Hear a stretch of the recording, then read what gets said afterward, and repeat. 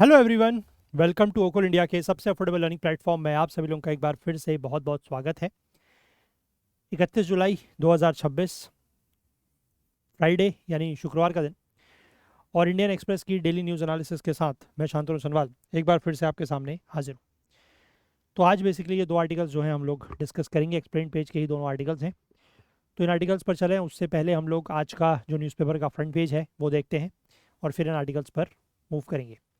तो देखिए, यहाँ पर लिखा गया है कि house clears anti paper leak bill. ठीक है, जो एंटी पेपर मतलब पेपर लीक को लेकर जो उसके अगेंस्ट में एंटी पेपर लीक का जो बिल लाया गया था वो परसों वेडनेसडे के दिन जो है वो लोकसभा में पास हुआ और कल जो है ये बिल राज्यसभा से भी पास हो गया है। ठीक है, हालांकि दोनों ही जगह जो है वो अपोजिशन का वॉकआउट देखने को मिला और बाय वॉइस वोट ध्वनि मत से ये बिल जो है वो पारित किया गया है। इसके बाद देर शाम प्रधानमंत्री मोदी का एक वीडियो संदेश जो आजकल उन्होंने एक नया शुरू किया है, उस तरीके का एक वीडियो संदेश जो है वो सोशल मीडिया पर सामने आया और उसमें ये कहा गया है कि इस तरीके की कोई भी अगर एक्टिविटी करता है तो उनको बिल्कुल भी छोड़ा नहीं जाएगा। ठीक है ना, ये बात उन्होंने यहाँ पर बोली है। हालांकि लोकसभा में भी और राज्यसभा में भी इस चीज़ को लेकर जो है वो सवाल उठते रहे कि जो प्रोटेस्टर्स के ऊपर जो पुलिस एक्शन लिया गया, ठीक है, तो उसमें क्योंकि ये सारा का सारा पुलिस है चाहे रैपिड एक्शन फोर्स है, ये सारी की सारी गृह मंत्रालय के अंतर्गत आती है, गृह मंत्री अमित शाह के अंतर्गत आती है। तो सवाल यही उठाए जा रहे थे कि ये इस तरीके की जो मतलब पुलिस या कार्रवाई हुई प्रोटेस्टर्स के ऊपर, जो उनके ऊपर पैलेट गन्स वगैरह का इस्तेमाल किया गया, वो किसके निर्देश पर हुआ है। ठीक है, और अगर उसमें अमित शाह ने निर्देश दिए या उनके मंत्रालय की तरफ से निर्देश गए हैं तो उनको जो है वो रिज़ाइन करना चाहिए। इस तरीके की बातें लोकसभा में भी हुई हैं और राज्यसभा में भी हुई हैं। ठीक है, बट सरकार का इसमें कोई भी जवाब नहीं आया है। इसके बाद यहाँ पर सुप्रीम कोर्ट का ये कहना है कि पुलिस रूल्स अलाउ करते हैं पैलेट गन का इस्तेमाल, कि पैलेट गन का इस्तेमाल जो है वो पुलिस कर सकती है, तो इसलिए ओवरऑल इस पर कोई एक्शन नहीं लिया जा सकता है, लेकिन स्पेसिफिक केस बाय केस अगर कुछ इश्यूज हैं तो उनको डिस्कस किया जा सकता है, ऐसा सुप्रीम कोर्ट का कहना है। ठीक है, इसके बाद आगे बढ़ते हैं। यहाँ पर एक और खबर है जो थोड़ा सा मतलब एज सच बहुत ज़्यादा इंपॉर्टेंट वैसे तो नहीं है एग्जाम पॉइंट ऑफ व्यू से, बट यहाँ पर यह लिखा गया है कि Indian hockey डिचेज iconic blue for saffron not consulted 5 players and officials. तो यहाँ पर आपने देखा होगा, चाहे वो हॉकी हो या क्रिकेट हो, हमारे जितने भी मतलब हमारी जो टीम्स हैं इस तरीके की, हॉकी क्रिकेट है ना, चाहे विमेन टीम हो या मेंस टीम हो, तो सबका जो कलर है, जो जर्सी का कलर है वो कैसा होता है अभी तक, ब्लू। ठीक है, मतलब ब्लू, या हॉकी में अगर हम बात करें तो कभी कभार वाइट के भी कुछ वेरिएशंस रहे हैं। क्रिकेट में तो ओवरऑल ब्लू ही रहा है, कभी थोड़ा सा लाइट ब्लू हो जाता है, कभी डार्क ब्लू हो जाता है ना। बट अब यहाँ पर अभी जो अगले महीने वर्ल्ड कप शुरू होने वाला है, ठीक है, महिलाओं का और पुरुष का दोनों का जो वर्ल्ड कप शुरू होने वाला है, उसमें जो इंडियन हॉकी टीम है वो आपको इस तरीके के सेफरन कलर की, है ना, नारंगी कलर की जर्सी में जो है वो दिखाई देगी। तो इसको लेकर जो उड़ीसा है, ठीक है, क्योंकि उड़ीसा जो है वो इंडिया की जो मतलब नेशनल हॉकी है उसका स्पॉन्सर है, तो वहाँ के जो पूर्व मुख्यमंत्री रहे हैं बीजू पटनायक, है ना, उन्होंने भी इस बात का जो है वो, sorry Naveen Patnaik, Biju Patnaik was his father, तो उनके जो नवीन पटनायक वहाँ के मुख्यमंत्री रहे हैं उन्होंने भी इसका जो है वो विरोध किया है। ठीक है, कि मतलब उन्होंने तो इसको बेसिकली पॉलिटिक्स से जोड़ा है कि बीजेपी जो है वो वहाँ के भी हर तरीके के जो बिल्डिंग्स हैं, जो ब्रिजेस हैं, है ना, और उनका कलर चेंज कर रही है, और यहाँ पर उन्होंने इंडियन टीम की ये जो जर्सी है इसका भी कलर चेंज कर दिया है। तो बट फिर भी मैं ये कहूँगा कि ये जो कलर है ये मतलब उतना, इसको मतलब अगर आप पॉलिटिक्स असाइड रख के बात करें तो ये कलर उतना बढ़िया मुझे नहीं लग रहा है। ठीक है, क्योंकि इंडिया के साथ, खासकर इंडिया के साथ स्पोर्ट्स में जो है वो ब्लू कलर को मतलब एसोसिएट किया जाता है। ठीक है, मैन इन ब्लू उसको बोलते हैं हम लोग। ठीक है, तो यहाँ पर इस तरीके की ऑरेंज कलर जो है वो ठीक नहीं लग रही, मुझे तो ठीक नहीं लग रही है। आप लोगों का क्या इस पर विचार है, आप लोग अपना जवाब दे सकते हैं। चलिए हम लोग आगे चलते हैं। ठीक है, यहाँ पर वो शायद न्यूज़ थी ये, obsessed with changing colours Naveen on new hockey Jersey. ठीक है, यहाँ पर वो बात कही गई है जो मैंने आपको बताई कि उड़ीसा के जो मुख्यमंत्री रहे हैं नवीन पटनायक, वो इस बात से खुश नहीं है। चलिए आगे बढ़ते हैं, बीच में कुछ ऐसा खास आर्टिकल नहीं है। एक्सप्लेन पेज पर अगर हम लोग आए तो यहाँ पर हमें दो आर्टिकल्स डिस्कस करने हैं। यहाँ पर एक और केस है, retrospective green node. Green node मतलब जो एनवायरमेंटल क्लियरेंसेस दिए जाते हैं प्रोजेक्ट्स को, ठीक है, अगर वो रेट्रोस्पेक्टिव तरीके से दिए जा रहे हैं, रेट्रोस्पेक्टिव तरीके का मतलब है कि कोई प्रोजेक्ट जो है उसका इम्प्लीमेंटेशन शुरू हो गया है, ठीक है, लेकिन उसको इन्वायरमेंटल क्लियरेंस नहीं मिला और बाद में उसको किसी एक बैक डेट पर इन्वायरमेंटल क्लियरेंस दिया जा रहा है, तो उसको लेकर यहाँ पर बात कर रहे हैं। ठीक है, और सुप्रीम कोर्ट का कहना है कि ऐसा सिर्फ पब्लिक इंटरेस्ट में ही किया जा सकता है, अदरवाइज इन जनरल इसको प्रेसिडेंट नहीं बना सकते। ठीक है, तो यहाँ पर ये पूरा आर्टिकल है, इसको हम लोग समझेंगे और इसमें मैं आपको एक बड़ा इंपॉर्टेंट अभी पॉइंट आएगा वो बताऊंगा। ठीक है, देखिए सुप्रीम कोर्ट ने यहाँ पर अपना एक फैसला सुनाया है, वेडनेसडे यानी कि परसों को ये फैसला आया है। इसमें केंद्र का 2021 का एक ऑफिस मेमोरेंडम था, ठीक है, जिसमें अलाउ किया गया था retrospective approval for projects that had already commenced construction without environmental clearances. ठीक है, तो मतलब कुछ ऐसे प्रोजेक्ट्स थे जिनको एनवायरमेंटल क्लियरेंस नहीं मिला था, लेकिन उसके बावजूद भी उनमें कंस्ट्रक्शन जो है वो शुरू हो गया था, और ऐसे प्रोजेक्ट्स को जो है वो रेट्रोस्पेक्टिव तरीके से अप्रूवल दिया गया केंद्र के ये 2021 के ऑफिस ऑफ मेमोरेंडम के थ्रू, और इसी को सुप्रीम कोर्ट ने जो है वो स्ट्राइक डाउन कर दिया है। ठीक है, अब ये बेसिकली इससे क्या है कि the door on blanket and open ended regulation of such projects, तो इस तरीके के प्रोजेक्ट्स को एक ब्लैंकेट और एक ओपन एंडेड रेगुलेशन जो था, रेगुलराइजेशन जो था, मतलब कि आपको पहले क्लियरेंस नहीं मिला है, आप अपना प्रोजेक्ट का काम शुरू कर दीजिए, बाद में उसको क्लियरेंस दे दिया जाएगा, तो इस तरीके की चीज़ें अब नहीं होंगी। ठीक है, तो अब ये बेसिकली इसमें जो है वो लिमिटेड रूम रहेगा for government action under statutory authority. ठीक है, अभी पूरा मामला क्या है समझ में आएगा आपको। तो the judgement has sought to strike a middle path in the top court's evolving environmental jurisprudence, distinguishing between the source of executive power and limits of regularization। ठीक है, कि एग्जीक्यूटिव पावर के क्या सोर्स है और रेगुलराइजेशन अगर आप कर रहे हैं तो उसकी क्या लिमिट्स हैं। ठीक है, उसके बीच में एक यहाँ पर लाइन खींचने की कोशिश जो है वो सुप्रीम कोर्ट ने की है। सुप्रीम कोर्ट का कहना है कि ex post facto EC, EC का मतलब है इन्वायरमेंटल क्लियरेंस और एक्स पोस्ट फैक्टो का मतलब है पीछे डेट से। ठीक है, आप इस तरीके के जो x post facto environmental clearance है वो आप किसी भी ऑफिस मेमोरेंडम से नहीं कर सकते, but recognise that the government may in exceptional circumstances and in public interest provide such a mechanism through statutory notification issued under delegated legislative powers.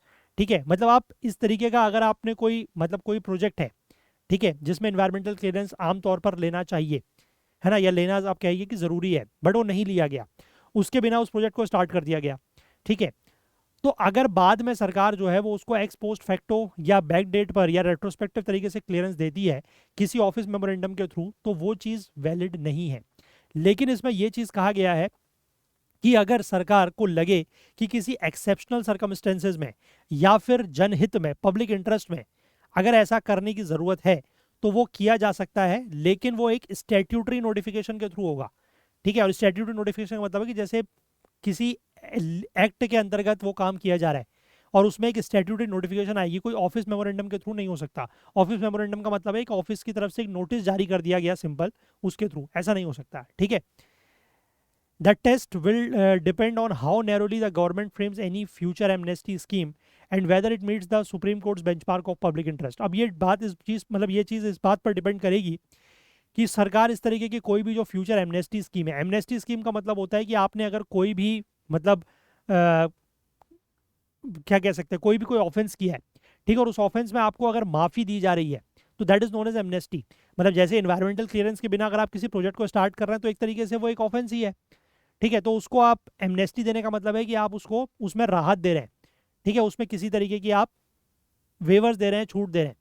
ठीक है, तो डिपेंड वही करेगा कि गवर्नमेंट इस तरीके के जो फ्यूचर एमनेस्टी स्कीम उनको किस तरीके से बनाती है, और क्या वो जो सुप्रीम कोर्ट ने बात की है कि पब्लिक इंटरेस्ट में अगर ऐसा किया जा सकता है तो क्या उस बेंचमार्क को किस तरीके से वो पूरा करती है, देखने वाली बात होगी इन फ्यूचर।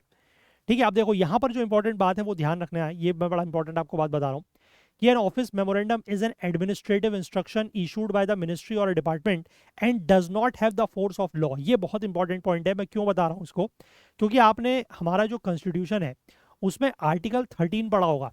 ठीक है, आर्टिकल 13 में बेसिकली डिफाइन किया गया है कि क्या क्या चीज़ जो है वो लॉ मानी जाती है। ठीक है, तो ये ध्यान रखना, ये कभी हो सकता है कि इस चीज़ को लिंक करके इन फ्यूचर यूपीएससी स्टेटमेंट बना के या एक ऑप्शन के रूप में ये क्वेश्चन दे दे कि इनमें से कौन सा जो है वो लॉ है या नहीं है। ठीक है, तो इसमें ऑफिस मेमोरेंडम लिखा हो सकता है, या ये लिखा हो सकता है कि किसी मिनिस्ट्री या किसी मिनिस्ट्री के कोई विभाग, मंत्रालय या मंत्रालय के किसी विभाग या डिपार्टमेंट के द्वारा कोई एडमिनिस्ट्रेटिव इंस्ट्रक्शन दिया जा रहा है ना, तो क्या वो एक लॉ माना जाएगा या नहीं माना जाएगा, तो it does not have the force of law, ये ध्यान रखना। ठीक है, आर्टिकल 13 से इसको लिंक किया है मैंने। ठीक है ना, समझ गए बात। अब यहाँ पर एक स्टैट्यूटरी नोटिफिकेशन जिसको सुप्रीम कोर्ट ने अलाउ किया है वो क्या है, उसको इशू किया जाता है under the authority granted by the statute. जैसे स्टैट्यूट की अगर हम बात करें तो यहाँ पर अब एनवायरमेंटल क्लियरेंस से संबंधित बात है, तो एनवायरमेंटल क्लियरेंस किस एक्ट के अंतर्गत काम करता है, एनवायरमेंट प्रोटेक्शन एक्ट ऑफ 1986। ठीक है, तो उसके अंतर्गत अगर कोई अथॉरिटी जो ऑथराइज्ड है है ना, इस तरीके के स्टैट्यूट जारी करने के लिए, नोटिफिकेशन जारी करने के लिए, तो वो कर सकती है। ठीक है, और फिर उसको जो है वो गेजेट में पब्लिश भी करना होता है। समझ गए बात। अब इसी डिस्टिंक्शन को अप्लाई करते हुए सुप्रीम कोर्ट ने एनवायरमेंट मिनिस्ट्री का पर्यावरण मंत्रालय के जुलाई 2021 का एक ऑफिस मेमोरेंडम था, जिसमें क्या कहा गया था, स्टैंडर्ड ऑपरेटिंग प्रोसीजर्स इंट्रोड्यूस किए गए थे कि आप इस तरीके के जो x post facto environmental clearances हैं वो दे सकते हैं जिन केसेस में वॉयलेशन हुआ है उनमें। ठीक है, कोर्ट का ये कहना है कि ये जो ऑफिस मेमोरेंडम है इसने एक कंटिन्यूइंग या परपीचुअल रिजीम शुरू कर दिया है इस तरीके के वॉयलेशंस को कंडोन करने के लिए। ठीक है, मतलब वॉयलेशंस जो हैं उनको एक तरीके से ये करने के लिए कि हाँ ठीक है ये वॉयलेशंस हुए हैं, कोई बात नहीं, इन वॉयलेशंस को दूर करने के लिए एक ऐसा रिजीम बना दिया है इस ऑफिस मेमोरेंडम से, क्योंकि उसमें स्टैंडर्ड ऑपरेटिंग प्रोसीजर दे दिया गया है कि अगर कोई ऐसे मामले हैं जिनमें प्रायर इन्वायरमेंटल क्लियरेंस नहीं लिया गया है तो उनको बाद में भी दिया जा सकता है। ठीक है, तो सुप्रीम कोर्ट ने इस चीज़ को खारिज किया है। लेकिन 2017 का, मार्च 2017 का एक नोटिफिकेशन है, इसके बारे में आगे भी बात करेंगे, सुप्रीम कोर्ट ने उसको इनवैलिडेट नहीं किया है। ठीक है, इसमें बेसिकली एक 6 महीने की और 1 टाइम 6 मंथ की एमनेस्टी विंडो जो है वो दी गई है। इसके बारे में आगे मैं बात करूंगा अभी। ठीक है, तो ये ध्यान रखना कि 2021 का, जुलाई 2021 का जो ऑफिस मेमोरेंडम था जिसके अंतर्गत सरकार ने स्टैंडर्ड ऑपरेटिंग प्रोसीजर बना दिया था इस तरीके के एक्स पोस्ट फैक्टो या रेट्रोस्पेक्टिव इन्वायरमेंटल क्लियरेंसेस के लिए, तो उसको सुप्रीम कोर्ट ने खारिज किया है। लेकिन मार्च 2017 में एक ऐसा नोटिफिकेशन था जिसमें एक लिमिटेड 1 टाइम 6 मंथ्स का एमनेस्टी विंडो दिया गया है, उसको इनवैलिडेट नहीं किया है। ठीक है, उसको इनवैलिडेट नहीं किया, ये ध्यान रखना। अभी आगे बात करेंगे इस बारे में। साथ ही साथ यहाँ पर 2025 मई 2025 की कोर्ट्स की एक पोजीशन थी that prohibited ex post facto ECs in any form और मैनर। ठीक है, यानी कि लास्ट ईयर 2025 के मई में सुप्रीम कोर्ट का ही एक जजमेंट था, उसमें यह कहा गया था कि इस तरीके के जो एक्स पोस्ट फैक्टो या रेट्रोस्पेक्टिव या बैक डेट से जो एनवायरमेंटल क्लियरेंसेज हैं उसको किसी भी तरीके से, है ना, इन एनी फॉर्म और मैनर, उसको पूरी तरीके से प्रोहिबिट किया गया था। लेकिन सुप्रीम कोर्ट ने अब उससे थोड़ा सा अलग बात कही है, पूरी तरीके से प्रोहिबिट नहीं करा है। ठीक है, वही कहा है कि अगर पब्लिक इंटरेस्ट में है या कोई एक्सेप्शनल सर्कमस्टेंसेज हैं तो उसको इन्वायरमेंटल क्लियरेंस दिया जा सकता है रेट्रोस्पेक्टिव तरीके से भी, लेकिन वो एक स्टैट्यूट के अंतर्गत होना चाहिए। ठीक है, और जो नोटिफिकेशन आएगा वो should be publish in the gazette, है ना। और यहाँ इसके बजाय उसने कहा है कि एक narrowly tailored amnesty scheme may be permissible where justified by supervening public interest. वही मैंने बताया कि पब्लिक इंटरेस्ट में है तो आप इस तरीके का कर सकते हैं। ठीक है, अब यहाँ पर देखो, ऑलरेडी बेनिफिटेड एक मुंबई बेस्ड एनवायरमेंटल एनजीओ है जिसका नाम है वन शक्ति, ये सुप्रीम कोर्ट में गया, है ना, और इसमें ये कहा कि मतलब इसके जाने के बाद ही जुलाई 2021 का ये जो ऑफिस मेमोरेंडम है इसके ऊपर स्टे लगाया गया, suspending the SOP route for violation cases. ये बेसिकली जनवरी 2024 का मामला है जब जस्टिस BR गवई और जस्टिस संदीप मेहता की बेंच ने इस मामले की सुनवाई की थी। ठीक है, उससे पहले भी इंडियन एक्सप्रेस में 20 फरवरी 2024 को रिपोर्ट किया गया था कि एनवायरमेंटल मिनिस्ट्री ने, जो पर्यावरण मंत्रालय है, उसने इस तरीके के x post facto environmental clearances 100 से ज़्यादा प्रोजेक्ट्स को दिए थे। ठीक है, और उसमें उनको टर्म्स ऑफ रेफरेंस भी दिया गया था for environmental impact assessment to at least another 150 projects under the violation category since March 2017। तो यहाँ पर इन्होंने काफ़ी सारा इस तरीके का सरकार ने दिया हुआ था।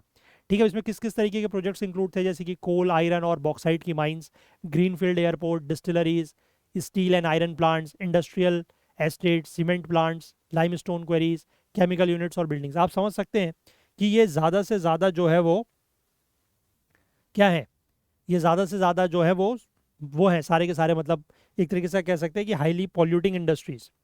ठीक है, और इसमें जो प्रोजेक्ट प्रपोनेंट्स हैं, मतलब किन किन कंपनीज के ये प्रोजेक्ट थे, तो सिंगरेनी कोलरेलीज, ठीक है, और ये Mahanadi coal fields, JP cement, UltraTech cement, Ramco cements, Bhushan steel, steel authority of India, Godrej Agrovet limited, Hindustan copper, Lloyds metal and energy limited, Hindustan marble, Artemis hospital, Pushpawati Singhania hospital, space towers, है ना, होटल लीलावती वेंचर्स। तो इस तरीके के बड़े बड़े लोगों के प्रोजेक्ट्स थे। अब इसमें यहाँ पर देखो, जो इन्वायरमेंटल इम्पैक्ट असेसमेंट नोटिफिकेशन है जो 2006 में जारी किया गया है, प्रोजेक्ट्स रिक्वायरिंग EC, मतलब प्रोजेक्ट्स जिनको इलेक्शन, ये बार बार इलेक्शन कमीशन ही वो आ रहा है क्योंकि EC को जनरली हम वही पढ़ते हैं, ऐसे प्रोजेक्ट जिनको इन्वायरमेंटल क्लियरेंस की ज़रूरत है उनको अप्रूवल लेना होता है बिफोर स्टार्टिंग ऑपरेशंस। ठीक है, और कई सारे ऐसे प्रोजेक्ट्स जो हैं हाउएवर बिना क्लियरेंस लिए ही शुरू हो गए। ठीक है, या उन्होंने अपने ऑपरेशंस को एक्सपेंड कर दिया। मार्च 2017 में, देखो ये है वो नोटिफिकेशन जिसकी मैं बात कर रहा था, जिसमें वन टाइम का एक एमनेस्टी पीरियड दिया गया है, विंडो दिया गया है 6 महीने का। तो मार्च 2017 में मिनिस्ट्री ने जारी किया था एक स्टैट्यूटरी नोटिफिकेशन, जिसमें एक वन टाइम 6 मंथ्स का अपॉर्चुनिटी दिया गया है ऐसे प्रोजेक्ट्स को कि वो अपने वायलेशंस को डिस्क्लोज करें और उसके बाद अप्रेजल सीक करें फॉर एनवायरमेंटल क्लियरेंस, ठीक है, subject to environmental assessment and other legal consequences. अब उसके बाद जब चूंकि 6 महीने का था, तो मार्च 2017 से ये विंडो जो है वो एक्सपायर होता है सितंबर 2017 में। उसके बाद मद्रास हाई कोर्ट ने जो चैलेंज किया गया था टू द नोटिफिकेशन, ठीक है, इस नोटिफिकेशन को चैलेंज किया गया था after recording the union government's undertaking that it was one time measure. तो उसको यहाँ पर चैलेंज किया गया और उस चैलेंज को मद्रास हाई कोर्ट ने जो है वो डिस्पोज किया। उसके बाद यहाँ पर एक केस आता है, that is Appaswamy real estates versus Puducherry environment protection association. Madras high court ने लिमिटेड एक्सटेंशन दिया मार्च 2018 में। मिनिस्ट्री ने इशू किया office memorandum the same month allowing eligible projects that were already in violation as of March 2017 to submit application within 30 days, ठीक है, 30 दिन का उनको टाइम दिया गया। उसके बाद 2021 के जुलाई में ये पॉलिसी जो है वो थोड़ा सा शिफ्ट हुई, जब मिनिस्ट्री ने इशू किया ये ऑफिस मेमोरेंडम, और इसमें एक एसओपी लाया गया कि इस तरीके का जो वायलेशन केसेस हैं उनमें एक ऑनगोइंग मैकेनिज्म, मतलब एक, जैसे वो तो वन टाइम पीरियड था, मतलब वन टाइम विंडो थी, इसमें इन्होंने एक ऐसा एसओपी बना दिया कि हमेशा के लिए ये किया जा सकता है, ठीक है। इसमें देखो अलग अलग केसेस का जिक्र किया गया। 2017 का केस है, that is common cause versus union of India. उसमें 2 जजों की bench, justice Madan B Lokur और दीपक गुप्ता, इन्होंने ये कहा कि that mining operations requiring EC could not commence without prior approval, यानी कि ऐसे माइनिंग ऑपरेशंस जिनमें एनवायरमेंटल क्लियरेंस लेना ज़रूरी है वो बिना अप्रूवल के शुरू नहीं हो सकते। साथ ही साथ इसमें यह भी एम्फोसिस किया गया कि जो एनवायरमेंटल इम्पैक्ट असेसमेंट रिजीम है वो प्रिवेंटिव है, ठीक है। एनवायरमेंटल इम्पैक्ट असेसमेंट क्यों किया जाता है? किसी भी प्रोजेक्ट को लेकर असेसमेंट इसलिए किया जाता है ताकि उस प्रोजेक्ट का एनवायरमेंट के ऊपर क्या असर पड़ेगा, ठीक है। तो ये एक तरीके से प्रिवेंटिव है और इसका पर्पस यही है कि एनवायरमेंटल कॉन्सिक्वेंसेस को आप क्या करें, एसेस कर लें, है ना। मतलब एक बार प्रोजेक्ट शुरू नहीं हुआ है लेकिन उससे पहले आप उस प्रोजेक्ट से एनवायरमेंट को क्या क्या नुकसान हो सकते हैं उसको एसेस कर लें, है ना कि इरिवर्सिबल हार्म होने से पहले। तो ये प्रिवेंटिव होता है ना, ये बात भी समझ रहे हैं आप। इसके बाद एक और केस है 2020 का, that is Alembic pharmaceuticals versus Rohit Prajapati. यहाँ पर 2 जजों की बेंच, जस्टिस डीवाई चंद्रचूड़ और जस्टिस अजय रस्तोगी, ने यह कहा कि that ex post facto environmental clearance was inconsistent with fundamental principles of environmental jurisprudence, ठीक है, कि जो environmental jurisdiction या jurisprudence है उसके साथ ये चीज़ कंसिस्टेंट नहीं है कि आप बाद में जाके बैक डेट से एनवायरमेंटल क्लियरेंस दे दें। कोर्ट ने ये ऑब्जर्व किया कि retrospective approval undermines the precautionary principle by allowing project proponents to commence activities first and seek approval later. वही बात इन्होंने भी लगभग कही है कि जो प्रिकॉशनरी प्रिंसिपल है, ठीक है, ये उसको अंडरमाइन करता है अगर आप बैक डेट से जाके, क्योंकि जनरली है क्या, जनरली सिस्टम वही है ना कि पहले आप कोई भी प्रोजेक्ट अगर स्टार्ट करने जा रहे हैं, है ना, तो पहले आपको उसका असेसमेंट करवाना होगा, इन्वायरमेंटल इम्पैक्ट असेसमेंट, कि उस प्रोजेक्ट से इन्वायरमेंट के ऊपर कितना असर पड़ेगा, उसके बाद ही आपको क्लियरेंस मिलेगा।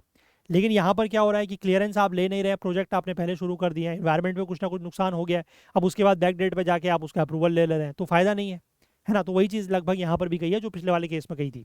इसके बाद एक और केस है 2022 का, पावा प्लास्टिक्स वर्सेस दस्तक। इसमें इंदिरा बनर्जी और जस्टिस जे.के. माहेश्वरी की बेंच ने यह कहा, इन्होंने एक मोर प्रैग्मेटिक अप्रोच जो है वो फॉलो की है कि that closure was not always the appropriate remedy, particularly where regulatory uncertainty existed and environmental compliance remained possible, ठीक है। मतलब हमेशा किसी भी इस तरीके के केसेस में प्रोजेक्ट को क्लोज करना जो है वो हमेशा ठीक नहीं होता है, ठीक है, जहाँ पर मतलब ये हो सकता है कि कुछ रेगुलेटरी अनसर्टेनिटी रही हो लेकिन एनवायरमेंटल क्लियरेंस जो है वो पॉसिबल हो सकती थी, तो ऐसे केसेस में closure is always not good. Court का ये कहना था कि regulation and remediation could in some cases better save environmental protection than immediate closure, ठीक है, कि रेगुलेशन करके या कुछ और रेमेडी करके ऐसा हो सकता है कि हम एनवायरमेंटल प्रोटेक्शन को और बेटर सर्व कर सकें रादर देन उसको इमीडिएटली क्लोज करने से पहले। इसके बाद ये जो वन शक्ति है, इसका अगर लिटिगेशन की बात करें तो वन शक्ति वर्सेस यूनियन ऑफ इंडिया का जो केस है, इसमें 2 जजों की bench, justice Abhay Ashoka and Ujjal Bhuyan की बेंच ने मई 2025 में जो 2017 की नोटिफिकेशन थी उसको भी और जुलाई 2021 का जो ये था ऑफिस मेमोरेंडम, दोनों को ही सुप्रीम कोर्ट ने स्ट्रक डाउन कर दिया और ये कहा कि ex post facto environmental clearances were impermissible in any form और मैनर, ठीक है। इन्होंने ये 2025 में पूरी तरीके से खारिज कर दिया और कोर्ट का ये कहना था कि जो वन टाइम एमनेस्टी इंट्रोड्यूस की गई थी 2017 के मार्च में ठीक है, वो अपने आप एग्जॉस्ट हो गई है और it could not justify future regularisation. तो फ्यूचर में इस तरीके की रेगुलराइजेशन आप उसके थ्रू जस्टिफाई नहीं कर सकते हैं। ठीक है, लेकिन इसके बाद इंडस्ट्री के बॉडीज, मतलब जो इंडस्ट्री से जुड़े लोग थे और जो यूनियन गवर्नमेंट थी, उसने रिव्यू पिटिशन फाइल करी सुप्रीम कोर्ट में। उसके बाद chief justice of India B R Gavai और जस्टिस विनोद चंद्रन एंड उज्जवल भुयान की बेंच ने जो मई 2025 का फैसला था उसको रिकॉल किया। ठीक है, 2-1 मेजोरिटी से, और ये कहा कि जो अर्लियर डिसीजन था, मतलब जो 2025 में फैसला सुनाया गया था, had failed to consider binding precedents and required fresh adjudication. तो इसमें फ्रेश केस इसको लेने की जरूरत है। ठीक है, इसके बाद सब्सिक्वेंट जजमेंट जो अभी फैसला आया है, अब उसमें बेसिकली क्या कहा गया है कि लिमिटेड स्टैट्यूटरी एमनेस्टी, ठीक है, उसके बीच में which is justified by the public interest and continuing administrative mechanism जिसमें रूटीन रेगुलराइजेशन को परमिट किया गया है, उनके बीच में डिफरेंस किया गया है। ठीक है, मतलब अब सीधी सी बात है, पूरी की पूरी जो आर्टिकल था उसका एक लाइन में अगर मैं आपको समरी बताऊं या जिस्ट बताऊं या सार बताऊं तो वो ये है कि कोर्ट का कहना है कि अगर आप, मतलब पहले तो मतलब एक सीधा साधा तरीका तो वही है कि आपने कोई भी अगर प्रोजेक्ट शुरू करना है तो उससे पहले आप उसका इन्वायरमेंटल इम्पैक्ट असेसमेंट करवाइए, इन्वायरमेंटल क्लियरेंस लीजिए और फिर अपना प्रोजेक्ट शुरू कीजिए। ये तो सीधा सीधा तरीका है। लेकिन अगर आप ऐसा नहीं करते हैं, ठीक है, अगर आपने प्रोजेक्ट शुरू कर दिया बिना क्लियरेंस लिए हुए, तो सरकार जो है वो हर मामले में, हर इस तरीके के प्रोजेक्ट को लेकर बैक डेट से या रेट्रोस्पेक्टिव इन्वायरमेंटल क्लियरेंस नहीं दे सकती है। ठीक है, वो सिर्फ उन्हीं केसेस में दिया जा सकता है जो पब्लिक इंटरेस्ट में हो या जो कुछ एक्सेप्शनल सर्कमस्टेंसेज में हो, ये बात बोली गई है। और उसमें भी वो जो मतलब सरकार की तरफ से जो क्लियरेंस दिया जाएगा इस तरीके का, उसको लेकर नोटिफिकेशन आएगा, है ना, according to a particular statute, जैसे कि यहाँ पर एनवायरमेंटल प्रोटेक्शन एक्ट है उसके अंतर्गत, और वो जो नोटिफिकेशन है वो गैजेट में पब्लिश होगा। किसी भी इस तरीके के ऑफिस मेमोरेंडम के थ्रू आप इस तरीके का बैक डेट या रेट्रोस्पेक्टिव एनवायरमेंटल क्लियरेंस नहीं दे सकते हैं। समझ गए बात? चलिए, ये पूरा का पूरा इस आर्टिकल का सार था। आगे बढ़ने से पहले मैं आप लोगों से एक बार ये रिक्वेस्ट करना चाहूँगा कि अगर आपको हमारे सेशंस हेल्पफुल लग रहे हैं किसी भी तरीके से, तो आप प्लीज़ कुछ ना कुछ अमाउंट जो है वो हमें कंट्रीब्यूट कर सकते हैं। ठीक है, यहाँ पर क्यूआर कोड भी है, यूपीआई आईडी भी है, आप जिसका इस्तेमाल करना चाहें कर सकते हैं। बट मैं चाहूँगा कि थोड़ा बहुत कंट्रीब्यूशन आप लोग ज़रूर करें, सो दैट कि थोड़ा सा हमारी इससे हेल्प होगी और हम इस तरीके के इनिशिएटिव को लंबे समय तक सस्टेन कर पाएंगे। ठीक है, चलिए, इसके बाद हम लोग अगला आर्टिकल देखते हैं। वो ये है जो नया पेपर लीक को लेकर बिल बनाया गया है 2024 में भी इस तरीके का, हालांकि एक बिल जो है वो ऑलरेडी पास हो चुका है, एक्ट बन चुका है, लेकिन इस बार थोड़ा सा इन्होंने फाइन बढ़ाया है, उसमें जो जेल टर्म्स है उसको बढ़ाया है और फास्ट ट्रैक कोर्ट्स की बात की गई है। ठीक है, देखिए, तो मैंने आपको बताया कि 20 जुलाई को जो प्रोटेस्टिंग स्टूडेंट्स थे, ठीक है, उनके ऊपर जो पुलिस का एक्शन लिया गया है ना, पेपर लीक को लेकर उनका प्रोटेस्ट चल रहा था, और इस चीज़ को लेकर कई दिनों तक संसद जो है वो बाधित रही थी, डिसरप्शंस रहा था। लेकिन उसके बाद थर्सडे को मैंने बताया कि जो public examination prevention of unfair means amendment bill था 2026, इसको वॉइस वोट या ध्वनि मत से जो है वो पारित कर दिया गया लोकसभा में थर्सडे को, और राज्यसभा ने जो है इस बिल को लोकसभा में वेडनेसडे को पास हुआ है ये बिल, राज्यसभा में जो है थर्सडे यानी कि कल इसको पास कर लिया गया है, वो भी वॉइस वोट से ही हुआ है। ठीक है, अब इस बिल को क्यों इंट्रोड्यूस किया गया? इंट्रोड्यूस, देखो मैंने आपको पहले ही बताया कि 2024 में एक एक्ट पास हो चुका है, that is public examination prevention of unfair means. ठीक है, और ये इसलिए किया गया था ताकि जो भी कोई भी व्यक्ति किसी तरीके के अनफेयर मीन्स में इन्वॉल्व है, ठीक है, अनफेयर मीन्स क्या हो सकते हैं? लीकिंग ऑफ क्वेश्चन पेपर की लीक का मामला है, और वो भी किस तरीके के एग्जामिनेशन में? ऐसे एग्जाम्स जो यूपीएससी कराता है, एसएससी कराता है, staff selection commission, railway recruitment board ये जो एग्जाम कराता है, या फिर जो बैंकिंग वगैरह का एग्जाम आईबीपीएस कराता है ना, institute of banking personal selection, या फिर जो एनटीए के एग्जाम है जो कि नीट वगैरह का एग्जाम कराता है। तो इन सारे एग्जाम्स में अगर कोई व्यक्ति इस तरीके के अनफेयर मीन्स में, including the leak of question paper, अगर इनमें शामिल है, तो उसको सजा देने के लिए ये एक्ट बनाया गया था। ठीक है, और ये एक्ट जो है वो जून 2024 से लागू भी हो गया है। अब इसके बाद लेकिन जो यहाँ पर स्टूडेंट्स का मूवमेंट या आंदोलन चल रहा था पेपर लीक के अगेंस्ट, है ना, उसमें बेसिकली प्रधानमंत्री मोदी ने, मैंने आपको बताया कि एक लेट नाइट सोशल मीडिया में एक पोस्ट डाला था उन्होंने 23 जुलाई को, जिसमें यह कहा गया था कि गवर्नमेंट जो है वो एक नया बिल लेके आएगी जिसमें पेपर लीक्स के खिलाफ जो कदम है वो और ज़्यादा स्ट्रिक्ट होंगे, स्ट्रिंजेंट मेजर्स उठाए जाएंगे। 24 जुलाई को जो है वो कैबिनेट ने इस बिल को अप्रूव किया, है ना, कि 2024 का जो एक्ट है उसको अमेंड किया जाएगा। और इस बिल का जो statement of objects and reasons है उसको लेकर minister of state for personal and public grievances and pensions, मतलब जिन्होंने इस बिल को इंट्रोड्यूस किया, जितेंद्र सिंह, उनका ये कहना है कि हाल ही के वर्षों में कई सारे ऐसे इंसिडेंट्स देखे गए हैं जब क्वेश्चन पेपर लीक हुए हैं, एग्जाम्स में माल प्रैक्टिसेस देखी गई हैं which is conducted by the public examination authorities, और इससे बेसिकली जो पब्लिक एग्जामिनेशन सिस्टम है उसकी ट्रांसपेरेंसी और फेयरनेस जो है वो कहीं ना कहीं प्रभावित होती है।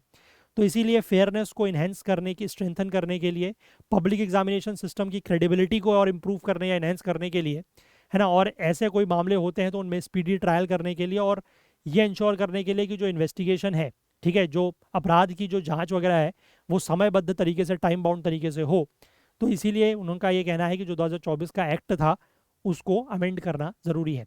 देखो, जब भी कोई बिल पेश होता है ना, तो उस बिल के हमेशा, अगर आपने कभी बिल की ओरिजिनल कॉपी अगर देखी हो, तो उसके लास्ट पेज में ये statement of objects and reasons दिया जाता है। इसका मतलब ये होता है कि जो अभी ये बिल लाया जा रहा है उसको लाने के पीछे क्या मकसद है, ठीक है, क्या ऑब्जेक्टिव है और क्या कारण है, वो दिया जाता है। तो उसमें ये बात लिखी गई है, ठीक है। अब इसके की फीचर्स की अगर हम बात करें तो the amendment bill as pass by Lok Sabha enhance punishment for individuals, इसमें जो इंडिविजुअल्स हैं उनके लिए, ऑर्गेनाइज्ड ग्रुप्स के लिए और सर्विस प्रोवाइडर्स के लिए, अगर वो इस तरीके के कोई भी अनफेयर मीन्स अडॉप्ट करते हुए पाए जाते हैं, उसके दोषी पाए जाते हैं किसी पब्लिक एग्जामिनेशन में, तो उनके ऊपर क्या होगा, जो सज़ा है वो बढ़ा दी गई है, ठीक है। पहले भी सज़ा थी 2024 के एक्ट में, और उसमें क्या सज़ा का प्रावधान बढ़ाया गया है वो हम यहाँ पर समझें।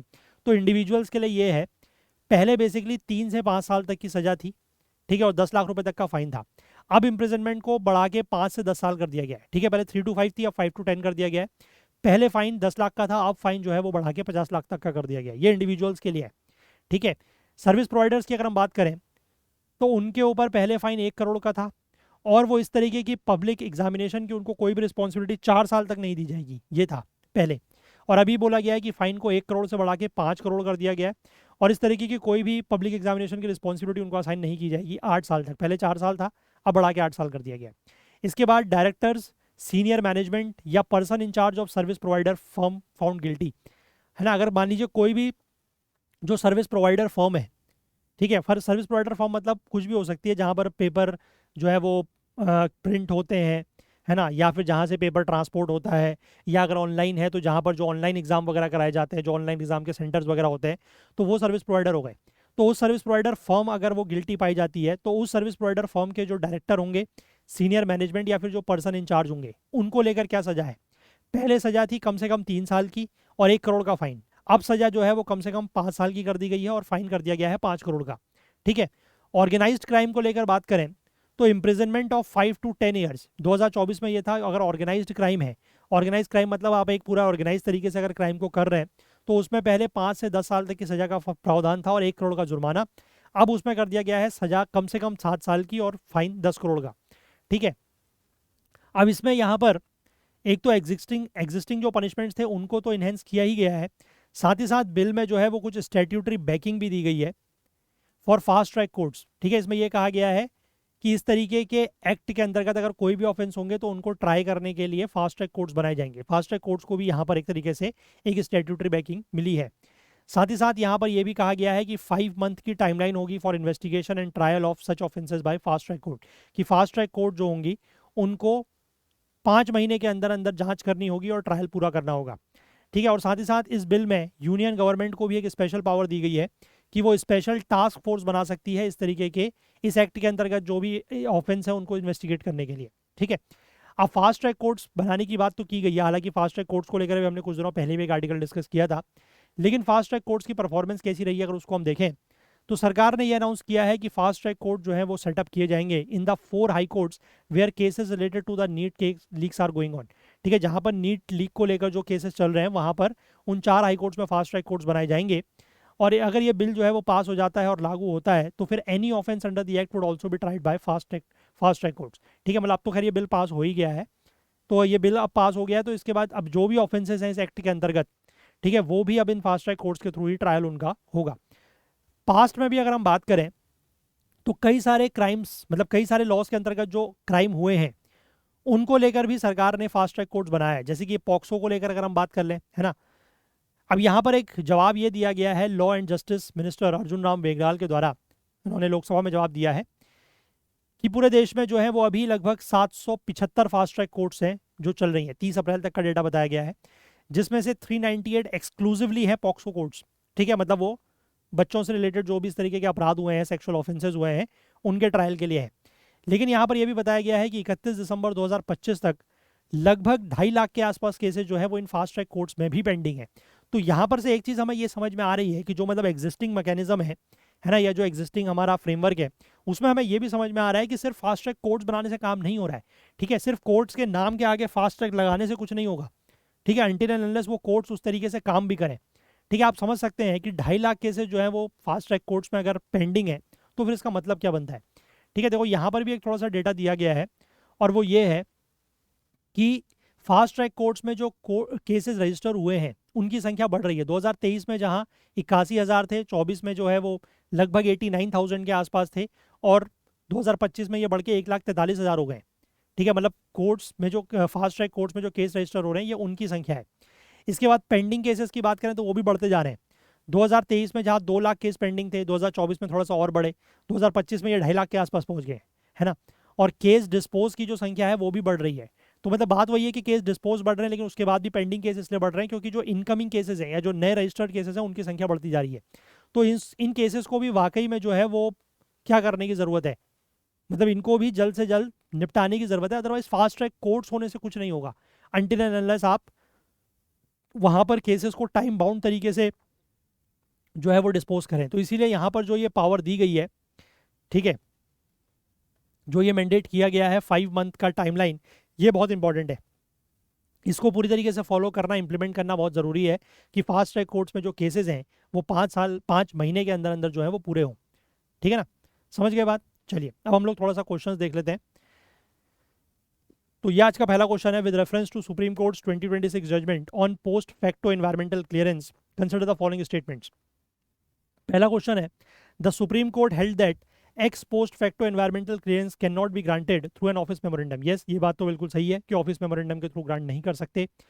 Court completely prohibited the grant of post facto environmental clearance under any circumstances. ये बात जो लास्ट ईयर मैंने बताया कि जो मई 2025 का केस था उसमें ये फैसला सुनाया गया था, बट अभी जो 2026 का केस है उसमें ये कहा गया है कि आप environmental x post facto environmental clearances जो है वो दे सकते हैं अगर उसमें कोई एक्सेप्शनल सर्कमस्टेंसेज या पब्लिक इंटरेस्ट इन्वॉल्व है। तो अभी वाले में पूरी तरीके से प्रोहिबिट नहीं किया गया, तो this is wrong.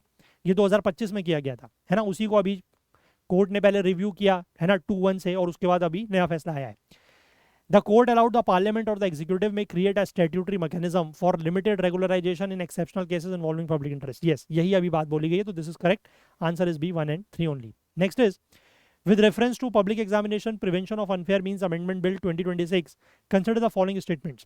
The bill proposes increasing the maximum imprisonment for individuals involved in paper leaks from 5 to 10 years. ठीक है, 5 to 10 years नहीं है, पहले वो 3 to 5 था, अब उसको बढ़ा के 7 to 10 कर दिया गया, तो ये सिर्फ 5 से 10 नहीं है, तो this is wrong. Second one से, service providers found guilty may face fine up to rupees 5 crore and debarment from public examination related responsibilities for 8 years. Yes, पहले ये 1 करोड़ और 4 साल था, अब इसको बढ़ा के 5 करोड़ और 8 साल कर दिया गया है, तो दिस इज करेक्ट।